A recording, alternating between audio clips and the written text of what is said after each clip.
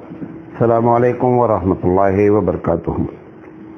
الحمد للہ رب العالمین والعاقبۃ للمتقین والصلاۃ والسلام علی رسولہ الکریم۔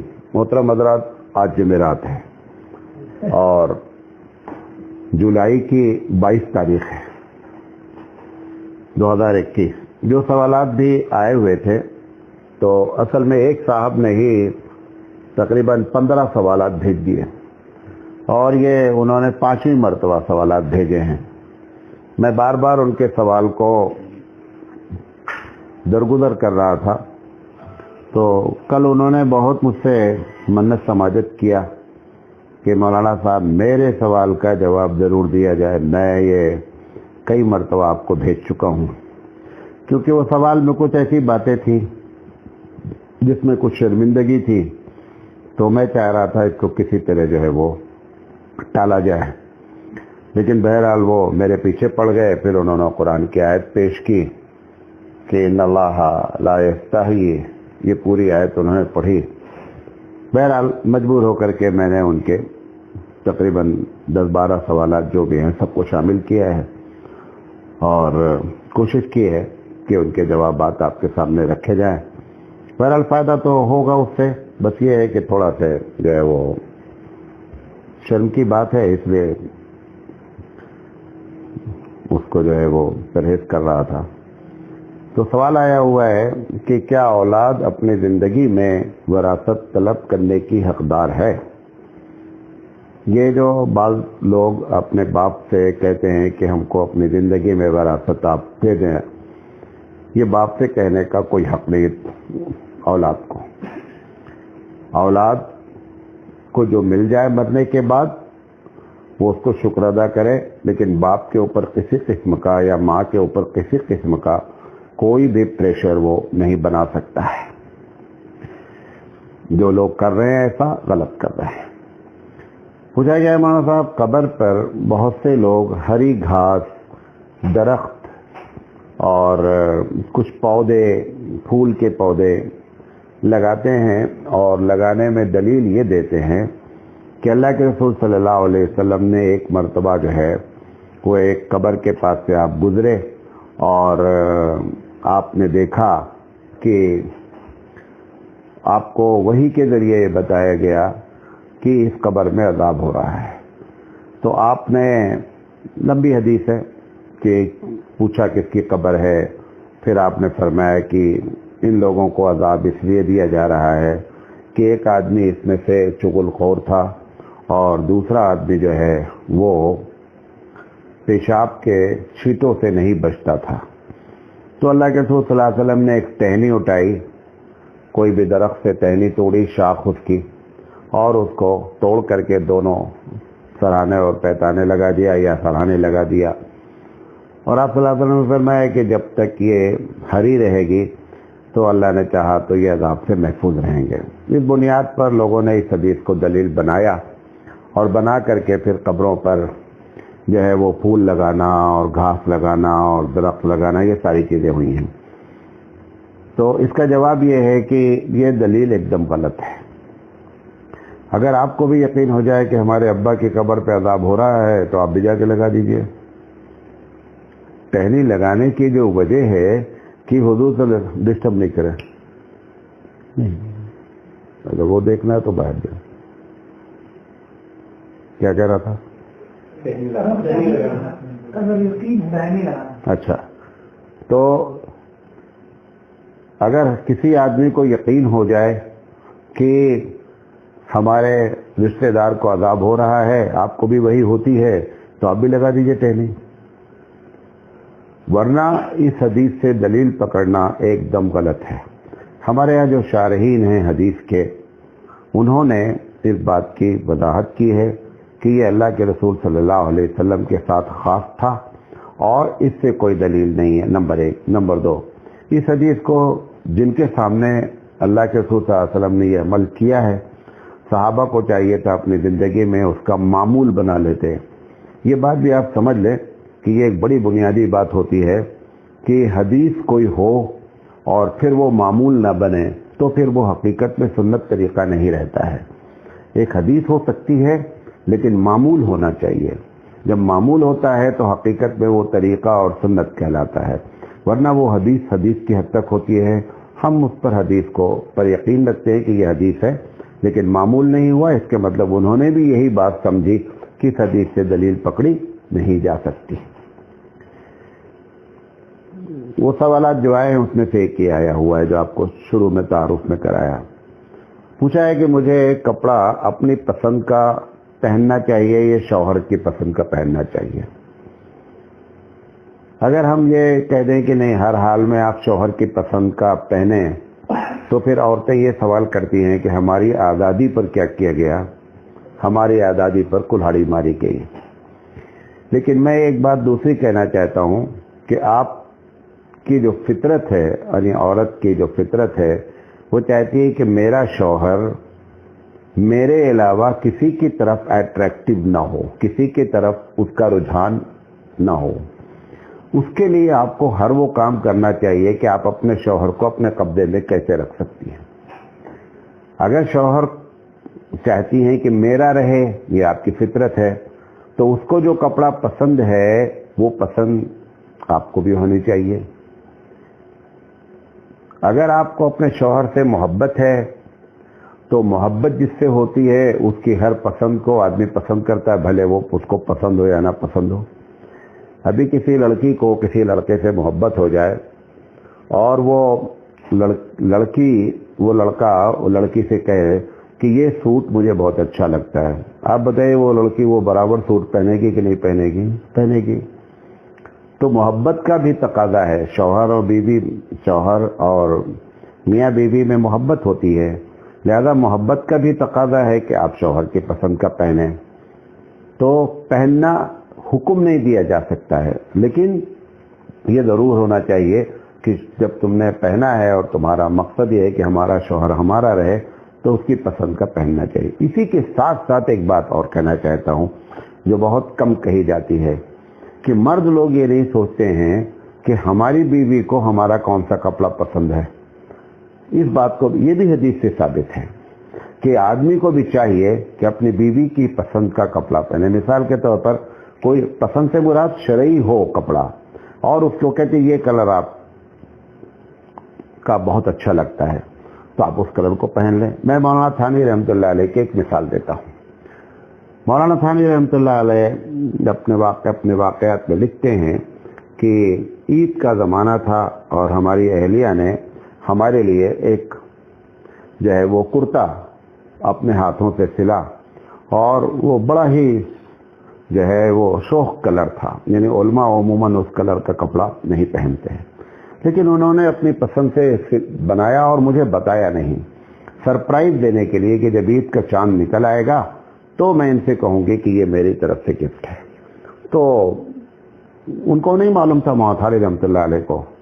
بہرحال جب وہ بن کر تیار ہو گیا تو اس کو چھپائے رکھی اور جب عید کا چاند نکلا تو انہوں نے اپنے شوہر سے کہا کہ یہ میری طرف سے آپ کو ہے اور آپ اس کو عید میں پہنیں گے. اب مولانا نے جب اس کپڑے کو دیکھا تو عجیب و غریب کلر، لیکن شرعی لحاظ سے وہ کپڑا ناجائز نہیں تھا.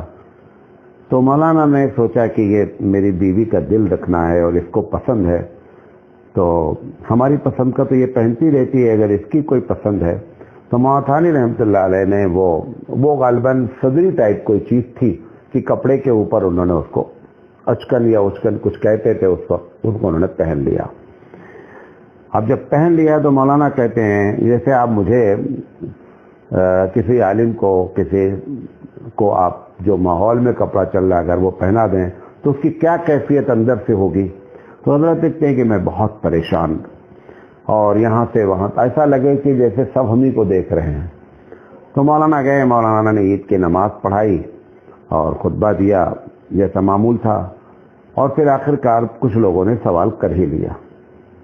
تو مولانا نے پوری بات بتا دی کہ یہ بات تھی، لیکن مولانا نے اپنی بیوی کا دل رکھنے کے لیے اپنے مزاج کے خلاف وہ کپڑا پہن کر گئے، عید کی نماز پڑھائی اور آنے کے بعد پھر کپڑے کو اتارا. تو یہ بات بھی ہم بھول جاتے ہیں، ہمیشہ ہم ہی ڈیمانڈ کرتے ہیں کہ کیا ان کے شوہر جو ہے مطلب بیوی شوہر کے پسند کا کپڑا پہنے، اس کا الٹا بھی ہونا چاہیے کہ ہم کو بھی چاہیے کہ ہم اس بات کا خیال رکھیں کہ ہماری بیوی کو کیا کپڑا پسند ہے۔ پوچھا گیا کیا شوہر کی پسند کا کپڑا رات میں پہن سکتے ہیں حالانکہ وہ کپڑا شرعی لحاظ سے صحیح نہیں ہے؟ پھر آگے بریکٹ میں لکھا ہے نائٹی وغیرہ۔ دیکھیں میاں بیوی کے بارے میں قرآن مجید نے کہا کہ ہنہ لباس لکم وانتم لباس لہن، تم ایک دوسرے کے لیے گارمنٹ ہو، لباس ہو، لہذا لباس اور آدمی دونوں آپس میں جتنا بے تکلف ہوتے ہیں اس سے زیادہ میاں بیوی بے تکلف ہوتے ہیں، لہذا جیسا بھی وہ کپڑا ہو، چھوٹا ہو، ٹرانسپیرنٹ ہو، جیسا بھی ہو وہ پہنا جا سکتا ہے، اس میں کوئی قباحت نہیں ہے، لیکن یہ صرف شوہر کے سامنے ہونا چاہیے۔ پوچھا گیا ہے کہ ساس جو زیور بہو کو دیتی ہے اس کا مالک کون ہوتا ہے؟ میں اپنے تمام بہنوں سے ایک بات کہنا چاہوں گا کہ جب تمہاری شادی ہو اور تم کو جو زیور ملے تمہارے شوہر کی طرف سے یا تمہاری ساس کی طرف سے، تو ایک مرتبہ فوراً نہیں، کچھ دن کے بعد، 2-4 دن کے بعد یہ سوال ضرور کر لیں اپنی ساس سے کہ یہ آپ نے مجھے پہننے کے لیے دیا ہے یا آپ نے مجھے گفٹ دیا ہے، تاکہ پہلے دن بات کلیئر ہو جائے اور مستقبل میں پرابلم نہیں ہو۔ اگر وہ کہیں کہ میں نے آپ کو پہننے کے لیے دیا ہے تو پہننے کے لیے مان لیا جائے کہ عاریتن ہے، وقتی طور پر ہے، اور اگر وہ کہیں نہیں بہو میں نے تو آپ کو گفٹ دیا ہے، تو اس کا مطلب اس کی مالک بہو ہے۔ یہ پہلے دن کلیئر ہونا چاہیے، ہم اس کو نہیں کلیئر کرتے ہیں، جب تک چلتی رہتی گاڑی چلتی ہے، جب معاملات بگڑتے ہیں تو ساس ڈیمانڈ کرتی ہے کہ میرا زیور واپس کرو، تو اس لیے اگر یہ بات پہلے دن کلیئر ہو تو بہت اچھا ہے۔ اب سوال یہ ہے کہ جن لوگوں کے ساتھ ہو چکا ہے وہ کیا کریں؟ ابھی تو میں نے مشورہ ان کو دیا ہے جن کی شادی نہیں ہوئی ہے۔ اگر جن کے ساتھ ایسا ہو گیا ہے کہ معلوم ہی نہیں ہے، تو ایسی شکل میں یہ دیکھیں کہ آپ کے عرف عام میں، یعنی آپ کی سوسائٹی میں جو زیور دیا جاتا ہے اس کی مالک کون ہوتی ہے۔ اگر عرف عام میں یہ مالک ہے کہ بہو کو جو دیا گیا وہ بہو کا ہے، تو ساس بولے یا نہ بولے وہ بہو کا مان لیا جائے گا۔ اور اگر ہماری سوسائٹی آپ کے ایک علاقے میں ایسا ہے کہ نہیں وہ ساس ہی اس کی مالک ہوتی ہے، تو ساس اس کی مالک مان لیں۔ جو عرف عام میں ہو، جو کلچر ہو، جو کسٹم ہو، جو عادت آپ کے علاقے میں چلی آ رہی ہو، اس کو آپ تسلیم کر لیں۔ تیسری پہچان یہ معلوم ہونا چاہیے زکوٰۃ دیتا کون ہے اس کی۔ جو زکوٰۃ دیتا ہے اس کی 2 شکل ہو سکتی ہے۔ ایک شکل یہ ہو سکتی ہے کہ ساس زکوٰۃ دیتی ہے تو اس کا مطلب ساس نے سمجھ رکھا ہے کہ میں مالک ہوں۔ دوسری شکل یہ ہے کہ شوہر زکوٰۃ دیتا ہو، اور زکوٰۃ شوہر دینے کی 2 وجہ ہو سکتی ہے۔ ایک وجہ یہ ہو سکتی ہے کہ وہ سمجھ رہا ہے کہ میری بیوی کے پاس نقد پیسہ ہی نہیں ہے، چلو میں زکوٰۃ دے دوں۔ اگر یہ سمجھ کر شوہر دے رہا ہے تو اس کا مطلب بیوی مالک ہے، اور اگر شوہر یہ سمجھ کر دے رہا ہے کہ نہیں اس کی مالک تو میری امی ہیں یا میں ہوں اور میرے اوپر اس کی زکوٰۃ ہے، تو اگر اس زکوٰۃ کا بھی کلیئر ہو جائے کہ زکوٰۃ کون دے رہا ہے، دے جو بھی رہا ہو، مثال طور پہ شوہر دے رہا ہو زکوٰۃ، اور زکوٰۃ دینے کے بعد وہ زکوٰۃ دینے سے پہلے کہے بیوی سے کہ دیکھو تمہارے اوپر یہ زکوٰۃ فرض ہے اور میں تم کو اپنی طرف سے میں زکوٰۃ پے کر دے رہا ہوں تمہاری، تو اس کا مطلب بیوی ہی زیور کی مالک ہوئی۔ بہرحال یہ باتیں کلیئر ہونی چاہیے۔ پوچھا گیا کیا عورتیں اپنے پیر یا ہاتھ کے بال بنوا سکتی ہیں؟ عورت جو ہے وہ اپنے پیر اور ہاتھ کے بال بنوا سکتی ہے، اس میں کوئی ایسی بات نہیں ہے۔ پھر پوچھا گیا ہے کس طریقے سے بنوا سکتی ہے؟ اصل میں ایک مسئلہ غلط مشہور کر دیا گیا ہے، گرچہ وہ افضلیت کے خلاف ہے لیکن مسئلہ جائز ہے۔ وہ یہ ہے کہ عورت کہیں کا بھی بال بلیڈ لگا کے نہیں صاف کر سکتی، یہ مسئلہ پہلے غلط مشہور کیا گیا، اب پھر اس کے بعد سارے مسئلے اٹھتے رہتے ہیں۔ یہ جو بال جو بھی زائد ہوتے ہیں ان کا اکھاڑنا مستحب ہے، اکھاڑ کے، لیکن اکھاڑ کون پائے گا بال کو؟ بال کو وہی لوگ اکھاڑ پائیں گے جو پہلے دن سے جن کے اکھاڑنے کی عادت ہے۔ اگر اکھاڑنے کی عادت نہیں ہے تو آپ پھر اب کبھی نہیں کر سکتے ایسا، لہٰذا آپ جیسے چاہیں بال کریم سے، صابن سے کوئی کیمیکل سے، بلیڈ سے، جیسے بھی کریں، عورت مرد دونوں کے لیے یہ بات جائز ہے۔ پوچھا گیا ہے کہ میری عمر 35 سال ہے مگر میرے بال کا بڑا حصہ سفید ہے، تو کیا میں اس کو کالا کلر کر سکتی ہوں؟ یہ کسی بہن نے سوال کیا ہے امریکہ سے۔ دیکھیں، اگر ویسے بھی آپ کو بتا دیں کہ عورتوں کے خضاب لگانے کے بارے میں زیادہ تر لوگوں کی رائے یہ ہے کہ کوئی بھی رنگ کی پابندی نہیں ہے۔ عورت چاہے جس عمر کی ہو وہ کسی رنگ کا خضاب لگا سکتی ہے۔ مردوں کے لیے جیسے افضل یہ ہے کہ اگر ان کی عمر ہو گئی ہے 40 کے اوپر تو پھر ان کو کالا خضاب نہیں لگانا چاہیے۔ بعض لوگ تو بہت سخت فتویٰ دیتے ہیں، بہرحال اتنا سخت بھی نہیں فتویٰ ہے جتنا دیا جاتا ہے، اور حرام کا لفظ استعمال کرتے ہیں۔ لیکن اس کے پہلے بھی میں آپ کو بتایا ہوں کہ نیل الاوطار جو حدیث کی کتاب ہے اس میں بہت سے آثار انہوں نے نقل کیے ہیں کہ بہت سے صحابی کالے رنگ کا خضاب لگاتے تھے۔ لہذا جو حدیث ممنوع ہے کہ کالا نہ لگایا جائے، اس صحابی کے عمل کی وجہ سے اس کی شدت کیا ہوتی ہے؟ کم ہو جاتی ہے۔ تو اس طریقے سے جو ہے افضل تو یہی ہے کہ مرد لوگ کالا نہ لگائیں، لیکن عورتوں کے بارے میں ایسی میرے علم میں نہیں ہے، بلکہ مجھے یہ معلوم ہے کہ عورتیں جس کلر کو پسند کریں لگا سکتی ہیں۔ پوچھا گیا ہے کہ مولانا صاحب، قبر میں رکھنے کے بعد ہر علاقے میں الگ الگ چیزیں اختیار کی جاتی ہیں، اگر آپ یہ بتا دیں کہ قبر میں مردے کو رکھنے کے بعد سنت طریقہ کیا ہے؟ یہ بات بہت اچھا سوال کیا ہے۔ یہ کسی صاحب نے فرانس سے سوال کیا ہے اور اچھا سوال کیا ہے۔ دیکھیں، میں ہر علاقے کا نام لے نہیں سکتا کہ یہ کرنا غلط، یہ کرنا، کیونکہ مجھے یہ بات کا علم ہی نہیں ہے کہ تمہارے علاقے میں کیا کیا خرافات ہوتی ہے۔ خرافات ہبلی والے ایک کر رہے ہوں گے تو لکھنؤ والے دوسرے کریں گے، تو لندن والے تیسرے کریں گے، تو فرانس والے چوتھے کریں گے۔ لہذا میں اگر نام نہیں لے رہا ہوں تو یہ میری بات سے، اس سوال کے جواب سے آپ یہ نہ سمجھیں کہ شاید یہ جائز ہے، ایسا نہیں ہے۔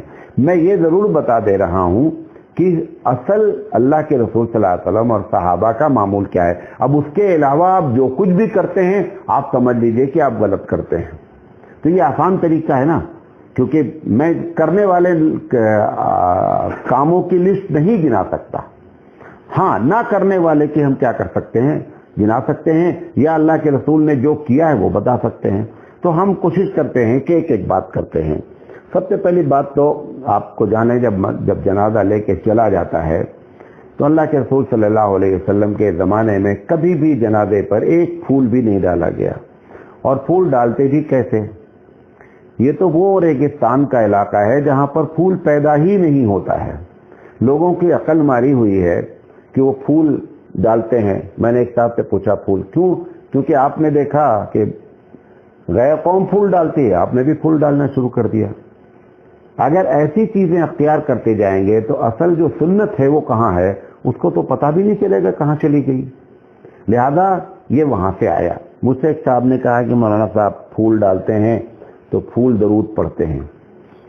ہم نے کہا سب سے پہلی بات تو یہ معلوم ہونا چاہیے درود پڑھتے کہ نہیں۔ اچھا چلو درود پڑھتے مان لیتے تھوڑی دیر کے لیے، اور وہ جو پھول جب گنیش پہ ڈالے جاتے ہیں تو درود پڑھتے کہ نہیں پڑھتے ہیں؟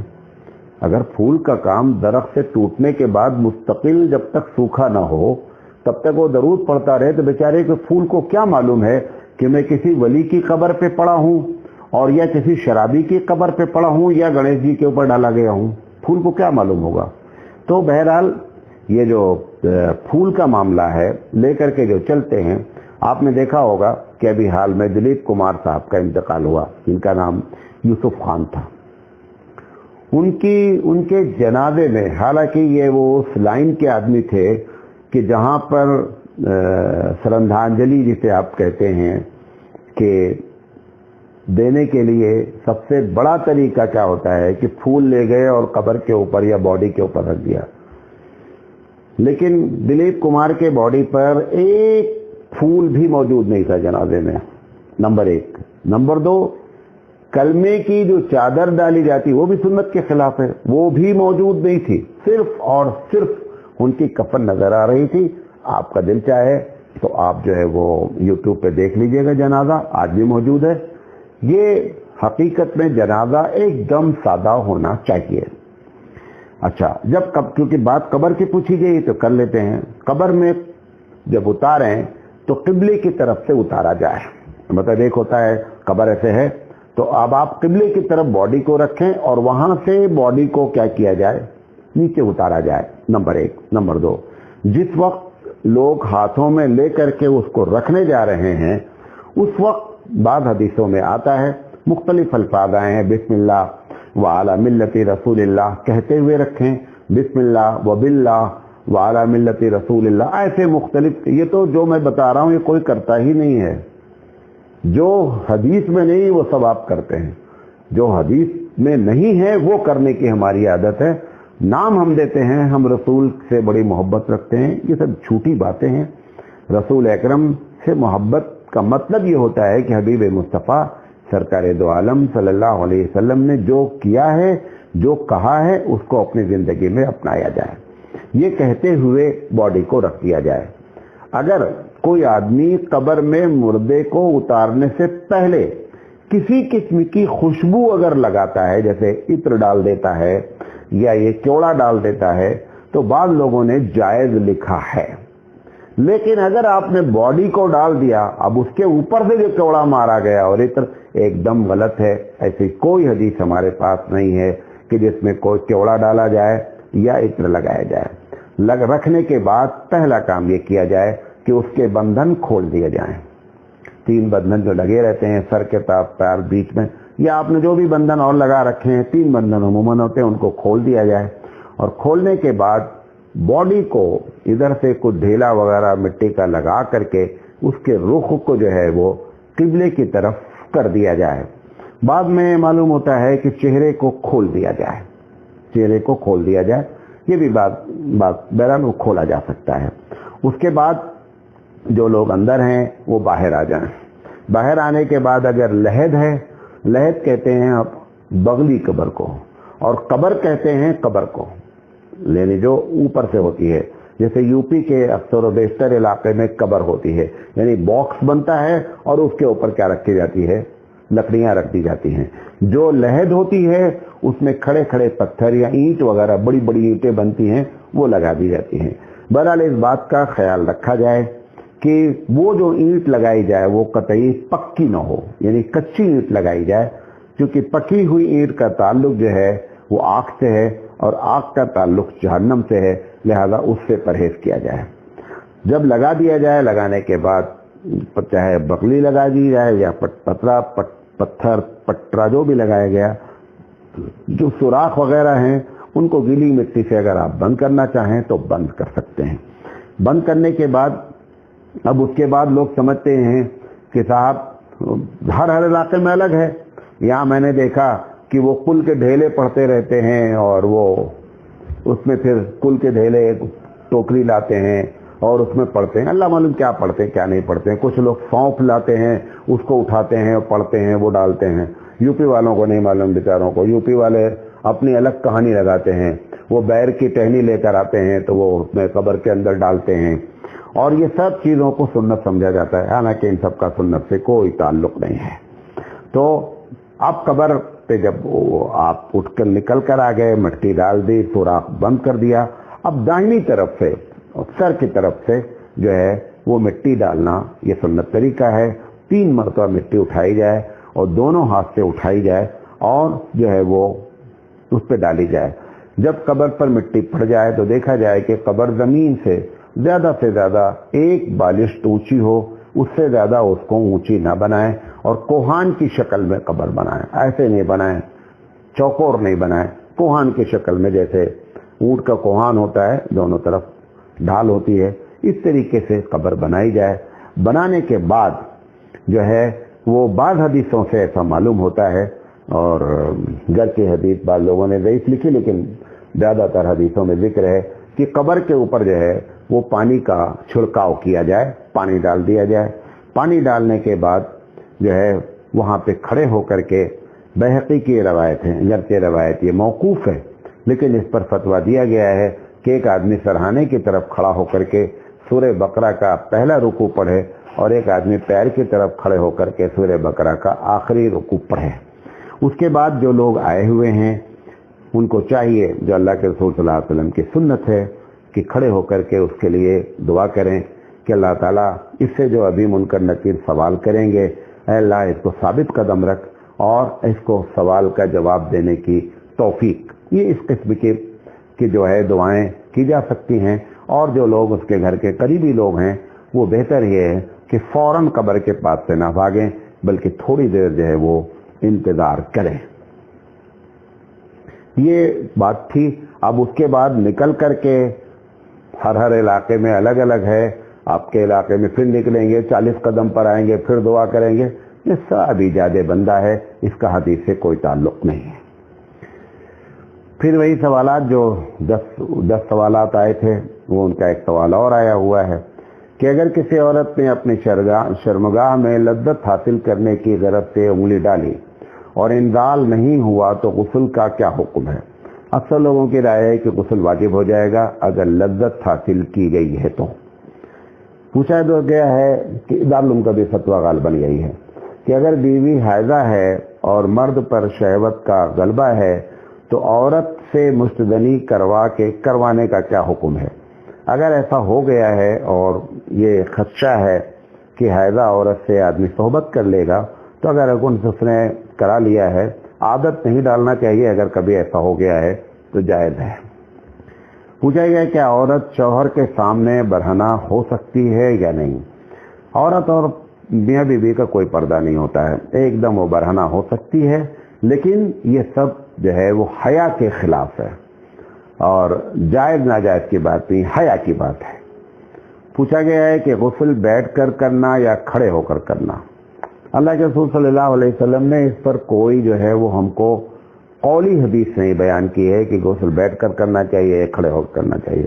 جب لوگ بالٹی سے غسل کرتے تھے تو ہر حال میں کیسے کریں گے؟ بیٹھ کر ہی کریں گے، ایک نیچرلی چیز ہے۔ اب یہ معاملہ کھڑا ہوا کیونکہ شاور سے جو ہے وہ غسل کیا جاتا ہے۔ میں اس کے علاوہ ایک بات اور کہتا ہوں کہ جب آدمی ندی میں اور تالاب میں نہاتا ہے تو بیٹھ کے نہاتا ہے یا کھڑے ہو کے نہاتا ہے، وہی کیفیت شاور کی بھی ہے۔ لہذا یہ سب پر اتنا سخت نہیں ہونا چاہیے کہ سامنے بیٹھ کر ہی نہانا لازم ہے، ایسی کوئی بات نہیں ہے، کھڑے ہو کر نہایا جا سکتا ہے۔ پوچھا گیا ہے کیا میاں بیوی ایک غسل خانے میں غسل کر سکتی ہیں؟ کر سکتی ہیں، بلکہ اگر میں آگے بڑھ کر کہوں ایک حدیث بھی اس میں موجود ہے کہ اللہ کے رسول صلی اللہ علیہ وسلم نے ایسا کیا ہے۔ اگر کوئی ایسا کرتا ہے تو کوئی بھی ناجائز بات نہیں ہے۔ پوچھا گیا کیا غسل خانے میں جو ہے برہنہ ہو کر غسل کر سکتے ہیں؟ اگر غسل خانہ پیک ہے اور سطر کے دکھنے کا اندیشہ نہیں ہے تو آپ جیسے چاہیں ویسے غسل کریں، کپڑا پہن کر غسل کریں یا یہ برہنہ ہو کر غسل کریں، کوئی فرق نہیں پڑتا ہے، کیا جا سکتا ہے۔ پوچھا گیا کیا میں شوہر سے ویڈیو کال پر کم کپڑوں کے ساتھ بات کر سکتی ہوں؟ کیونکہ شوہر میاں کی یہ ڈیمانڈ ہے۔ اگر وہاں پہ تیسرا کوئی موجود نہیں ہے تو ایسا کیا جا سکتا ہے، لیکن آپ کو میں بتانا چاہوں گا کہ ایسا بھی ہو سکتا ہے کہ کوئی آپ کے ویڈیو کال کو ہیک کر لے اور آپ کی بیوی کو وہ اس حالت میں دیکھے، اس بات کا بھی خدشہ اپنی جگہ موجود ہے، نمبر 1۔ دوسرا خدشہ یہ بھی موجود ہے کہ آپ کی وہ کال ریکارڈ ہو رہی ہو کہیں، اور پھر وہ جو ہے کیونکہ اس پر مستقل بڑے بڑے لوگ لگے رہتے ہیں جو یہ حرکتیں کرتے ہیں۔ تو آپ نے صرف مسئلے کی حیثیت سے پوچھا ہے کیونکہ بیوی اور میاں میں کوئی پردہ نہیں ہے، لہٰذا ایسا کر سکتا ہے، لیکن آپ کو یہ بتانا چاہوں گا اس بات کا خیال رکھیں کہ ایسا ہو سکتا ہے۔ ہم اس بات کو پسند نہیں کرتے ہیں کہ ہماری بیوی کو کم کپڑے میں دوسرے لوگ دیکھیں، تو اگر آپ کو یہ شرم ہے، حیا ہے، تو اس کا اہتمام کرنا چاہیے، کیونکہ وہ ریکارڈ بھی ہو سکتی ہے اور دوسرے وہ اسی وقت بھی اس کو دیکھ بھی سکتے ہیں۔ پوچھا گیا ہے کہ ایسی حالت میں کہ ہم میاں بیوی ویڈیو کال بات کر رہے ہیں اور ہم کو ایسا محسوس ہوا کہ ہمارا کپڑا جو ہے وہ بھی گیلا ہو گیا ہے، یعنی جو ہے وہ مضی کا اخراج ہو گیا ہے، تو غسل واجب ہوگا کہ نہیں؟ اگر شہوت سے نہیں ہوا ہے کپڑا گیلا، محض یوں ہی ہوا ہے، تو اس سے وضو اگر ہے تو وضو ٹوٹ جاتا ہے، جس جگہ پہ لگتا ہے وہ جگہ ناپاک ہو جاتی ہے، لیکن غسل واجب نہیں ہوتا ہے۔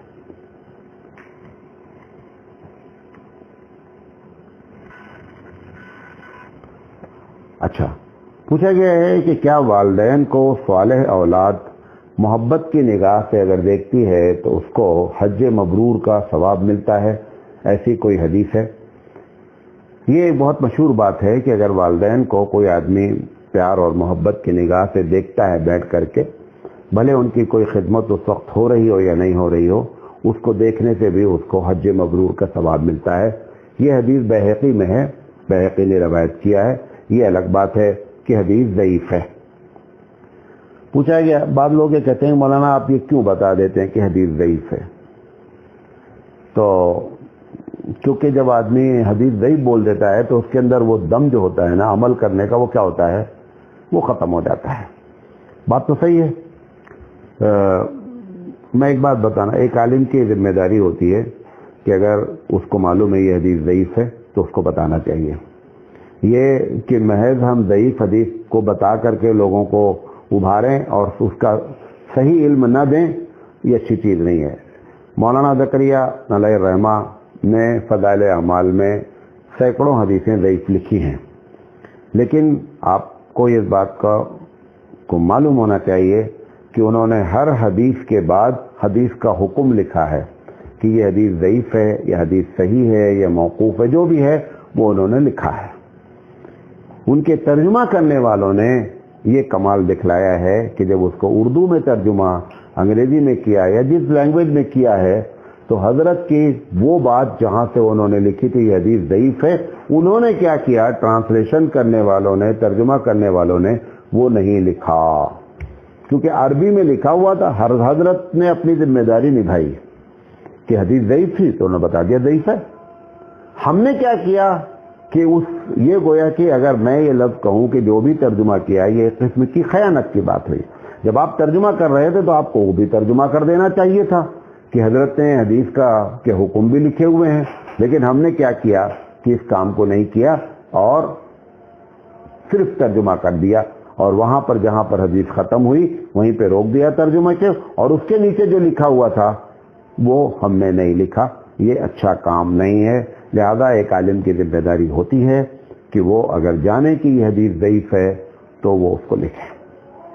پوچھا گیا ہے کہ اگر نامنی میں بیوی کا نام ڈال دیا تو مرنے کے بعد وہ وراثت ہے یا بیوی کا حق ہے؟ بعض لوگ اکاؤنٹ کھولتے ہیں، اکاؤنٹ کھولنے کے بعد نامنی میں وہ اپنی بیوی کا نام ڈال دیتے ہیں کہ میرے مرنے کے بعد، کیونکہ وہ پوچھتے ہیں بینک والے کہ آپ کو ہر حال میں کسی نہ کسی کا نام دینا ہی دینا ہے، تو عموماً جو ہے وہ بیوی کا نام لوگ ڈال دیتے ہیں۔ اب ایک صاحب کا انتقال ہوا تو انہوں نے، بیوی نے یہ دعویٰ کر دیا کہ نامنی میں ہوں، لہذا جو بھی بینک بیلنس ہے اس کی میں مالک ہوں، یہ وراثت نہیں ہوگی۔ یہ ایک دم غلط بات ہے۔ یہ نامنی محض ایک کارروائی ہے، اور آپ کے نام پہ جو شوہر نے رکھ دیا ہے یہ آپ کو گفٹ نہیں ہے، یہ قانونی شکل کی وجہ سے نامنی میں نام ڈال دیا گیا ہے۔ شوہر کے مرنے کے بعد وہ چیز بحیثیت وراثت ہوگی، اور جن جن کا جو بھی حصہ ہے وہ حصہ ان کو دینا پڑے گا۔ پوچھا گیا ہے کہ اگر نماز میں رکوع کیا مگر تسبیح نہیں پڑھی تو میری نماز ہوئی یا نہیں؟ نماز میں تسبیح پڑھنا نہ واجب ہے اور نہ فرض ہے، نماز ہو گئی۔ پوچھا گیا ہے کہ اعلیٰ حضرت کے ملفوظات میں ایک جگہ کیا یہ واقعہ آپ نے کبھی سنا ہے یا پڑھا ہے کہ ان سے ایک بات پوچھا گیا کہ اللہ کے رسول اپنی قبر میں زندہ ہیں، تو انہوں نے اس واقعے کو بیان کرتے ہوئے کسی ایک کا واقعہ نقل کیا کہ قبر میں وہ نبی اپنے قبر میں زندہ ہیں، اور زندگی کے ساتھ ساتھ اتنا زندہ ہیں کہ وہ اپنی عورتوں کے ساتھ شب پاشی کرتے ہیں۔ کیا یہ واقعہ اعلیٰ حضرت نے اپنے کسی کتاب میں لکھا ہے؟ یہ بات ایک دم صحیح ہے۔ اعلیٰ حضرت نے اپنے ملفوظات میں لکھا ہے کہ نبی اپنی قبر میں زندہ ہے اور عورتیں اس کو پیش کی جاتی ہیں، یعنی ان کی بیویاں، اور وہ ان کے ساتھ شب باشی کرتے ہیں۔ یہ بات لکھی ہوئی ہے۔ کتنا صحیح ہے غلط ہے؟ مطلب یہ واقعہ تو انہوں نے لکھا ہے، یہ 100% صحیح ہے، لیکن یہ بات بہت ہی عجیب و غریب ہے کہ انہوں نے یہ بات لکھی۔ اللہ معلوم کیسے لکھ دی گئی، کیونکہ آدمی کے حیات، اگر آپ بیوی کے ساتھ شب باشی کا ایک مطلب ہوتا ہے کہ رات گزارتے ہیں، دوسرا مطلب ہوتا ہے کہ صحبت کرتے ہیں۔ اب سوال یہ ہے کہ اگر نبی زندہ ہیں، چلو مان لیا تھوڑی دیر کے لیے نبی زندہ ہیں، جس کے ساتھ صحبت کریں گے اس کو بھی اسی درجے کا زندہ ماننا پڑے گا، جبکہ ہم اس بات کے قائل نہیں ہیں کہ عام لوگ بھی نبی کی طرح زندہ ہیں۔ تو سوال یہ ہے کہ یہ صحبت کس کے ساتھ ہو رہی ہے؟ یہ ایک بڑا سوال ہے۔ بہرحال یہ اعلیٰ حضرت کے ملفوظات میں انہوں نے نقل کیا ہے۔ پوچھا گیا کیا رشید احمد گنگوہی رحمۃ اللہ علیہ نے اپنے پیر کی کتاب کے بارے میں کہیں کہا ہے کہ اس کو حمام میں ڈال دو؟ یہ واقعہ بھی لکھا ہوا ہے۔ یہ رشید احمد گنگوہی رحمۃ اللہ علیہ کے جو پیر ہیں وہ حاجی امداد اللہ مہاجر مکی رحمۃ اللہ علیہ ہیں۔ حاجی امداد اللہ مہاجر مکی رحمۃ اللہ علیہ نے ایک کتاب لکھی، اس کتاب میں 7 مسئلے غالباً ذکر کیے۔ وہ 7 مسئلے جو ہے وہ رشید احمد گنگوہی رحمۃ اللہ علیہ کا کہنا ہے کہ سنت کے خلاف تھے۔ لوگوں نے لا کر کے کتاب دی، جب مولانا نے دیکھا تو مولانا نے کہا، تو لوگوں نے کہا کہ لے جاؤ اس کو حمام میں ڈلا دو۔ تو مولانا نے کہا کہ یہ جو مسئلے انہوں نے لکھے ہیں یہ قرآن سنت کے خلاف ہیں، لہذا میں اس کتاب کو نہ پڑھتا ہوں نہ پڑھوں گا، اور نہ ہمارے پیر کی کتاب اگر ہے، ہمارے پیر کی کتاب ہے، پیر کا مطلب یہ نہیں ہوتا ہے کہ میں ان کی غلط بات کو بھی تسلیم کروں۔ یہ حمام میں ڈالنے کا لفظ آیا ہے، اس کو سمجھ لیں۔ یہ حقیقت میں حمام میں گرم پانی کرنے کے لیے آگ جلائی جاتی تھی۔ آج بھی کرناٹک وغیرہ میں مدرسوں میں بھی گھروں میں بھی کیا ہوتا ہے کہ ایک شاور ہوتا ہے نا پانی گرم کرنے کا، اس میں نیچے کیا کرتے تھوڑی سی آگ لگا دیتے ہیں اور پانی بہت اچھا گرم ہو جاتا ہے۔ یہ وہی سسٹم تھا۔ لوگوں نے حمام سے سمجھا کہ ٹوائلٹ میں لے جا کر کتاب کو ڈال دو۔ یہ حضرت یہ مقصد نہیں ہے، وہ مقصد وہی تھا کہ وہاں پر آگ جل رہی ہے، لے جاؤ اور اس کو اٹھا کر کے کیا کرو، جلا دو۔ لیکن جب ہم بیان کرتے ہیں تو اس قسم سے بول دیتے ہیں، لیکن میری سمجھ سے جو حمام کی بات آئی ہے اس سے مراد وہ آگ ہے جو پانی کو گرم کرتی ہے۔ پوچھا گیا ہے مولانا صاحب کسی بھی صحابی یا تابعی کا کوئی خلیفہ ہے؟ کسی بھی صحابی اور تابعی کا کوئی خلیفہ نہیں ہے۔ خلیفہ سے مراد جو خلیفہ آج کل تصوف میں ہے، کسی صحابی اور تابعی کا کوئی خلیفہ نہیں ہے۔ پھر پوچھا مولانا صاحب یہ جملہ بہت مشہور ہے، جس کا کوئی پیر نہیں اس کا پیر شیطان ہے۔ یہ بریلوی علماء یہ جملہ بولتے ہیں، جس کا کوئی پیر نہیں اس کا پیر شیطان ہے۔ اس کی وجہ یہ ہے کہ یہ سب کمانے کا ایک دھندا ہو گیا ہے، پیر صاحب کے کمانے کا ایک دھندا ہے، لہٰذا انہوں نے اپنے دھندے کو چمکانے کے لیے یہ بیان کر دیا۔ ایسی کوئی حدیث نہیں ہے اور نہ ایسا کوئی مقولہ ہے، اور اگر یہ صحیح مان لیا جائے تو بہت بڑا مسئلہ کھڑا ہو جائے گا، کیونکہ ابو حنیفہ رحمۃ اللہ علیہ کا بھی کوئی پیر نہیں ہے۔ تو آپ کو یہ کہنا پڑے گا کہ جس کا کوئی پیر نہیں تو ابو حنیفہ کے پیر کون ہو جائیں گے؟ نعوذ باللہ شیطان ہو جائیں گے۔ لہذا یہ جملہ کہنا کہ پیر جس کا کوئی نہیں اس کا پیر شیطان ہے ایک دم غلط بات ہے۔ ایک بات اور پوچھی گئی کہ کیا اعلیٰ حضرت نے ایسا کوئی واقعہ ملفوظات میں نقل کیا ہے جس میں پیر کو اپنے مرید کا علم ہوتا ہے، حتیٰ وہ بیوی سے صحبت کرتا ہے تو بھی اسے معلوم ہوتا ہے؟ یہ واقعہ بھی حضرت نے نقل کیا ہے۔ واقعہ یہ ہے کہ ایک عقیدہ کیا گیا ہے کہ جب آدمی کسی سے مرید ہوتا ہے تو وہ پیر صاحب کو اپنے مرید، ہر وقت وہ پیر صاحب اس مرید کی کیفیت کو جانتے رہتے ہیں، چاہے وہاں موجود ہوں چاہے نہیں موجود ہوں۔ تو اس بات کو وہ اپنے عقیدے کو کہ پیر صاحب سب کچھ جانتے رہتے ہیں اپنے مرید کے بارے میں، تو انہوں نے ایک واقعہ نقل کیا ہے۔ واقعہ نقل کیا یہ ہے کہ ایک دن پیر صاحب نے اپنے مرید سے کہا کہ آج تم نے بہت بڑی زیادتی کی ہے۔ یہ لکھا ہے انہوں نے، کسی کا واقعہ نقل کیا ہے کسی پیر کا کہ آج تم نے بہت بڑی زیادتی کی۔ تو انہوں نے کہا حضرت کیا ہوا؟ انہوں نے کہا تمہاری 2 بیویاں ہیں۔ کہا ہاں 2 بیوی ہیں۔ کہا کہ تم نے ایک بیوی سے صحبت کیا اور دوسری بیوی بھی وہاں موجود تھی۔ تو انہوں نے کہا حضرت وہ سوتی تھی، سو رہی تھی۔ تو انہوں نے کہا نہیں سو نہیں رہی تھی، وہ جگ رہی تھی اور اس کے سامنے تم نے صحبت کیا۔ پھر وہ مرید نے پوچھا کہ حضرت آپ کو یہ کیسے معلوم ہوا کہ رات میں نے صحبت کیا ہے اور دوسری بیوی وہاں موجود تھی؟ تو انہوں نے کہا کہ وہاں پر ایک چارپائی خالی تھی کہ نہیں؟ کہاں خالی تھی۔ کہا اس پر میں لیٹا تھا۔ کون؟ وہ پیر صاحب۔ تو یہ جو واقعہ پوچھا گیا ہے یہ بھی اعلیٰ حضرت نے ملفوظات میں لکھا ہے کہ وہ پیر صاحب کو کتنا مزہ آیا ہوگا کہ ایک آدمی اپنی بیوی سے صحبت کر رہا ہے اور یہ مزے لے رہے ہیں، گویا کہ فری کی بلو فلم ان کو جو ہے وہ دیکھنے کو مل رہی ہے سارے پیر لوگوں کو۔ اگر یہ بات صحیح ہے تو جتنے پیر ہیں سارے پیر کیا کر رہے ہیں؟ بلو فلم دیکھ رہے ہیں۔ ان کو ضرورت ہی نہیں موبائل اٹھا کر دیکھنے کی، ان کو اوریجنل سین روز آنا، کیونکہ سینکڑوں اگر مرید ہیں کسی کے تو سینکڑوں بلو فلم روزانہ دیکھ رہا ہے۔ یہ سب بیکار اور حماقت کی باتیں ہیں۔ بڑا افسوس ہوتا ہے کہ اللہ کے رسول صلی اللہ علیہ وسلم نے ہم کو کتنے اچھے طریقے پر راستے پہ چھوڑا اور کتنے آسان طریقے سے اسلام کو سمجھایا، اور ہم نے اسلام کو اس طریقے سے منجلک کر دیا۔